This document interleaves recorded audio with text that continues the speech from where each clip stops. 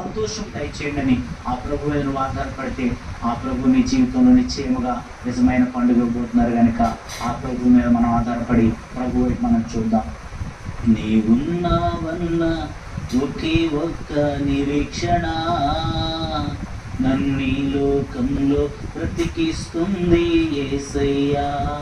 తోడున్నావన్న ఒకే ఒక్క నమ్మకము నా బ్రతుకును ముందుకు నడిపిస్తుంది యేసయ్యా. బ్రతుకే బరువైనా ఎదుకు భారమే అయినా పరిస్థితులేవైనా ప్రాణం పోయి దశయైనా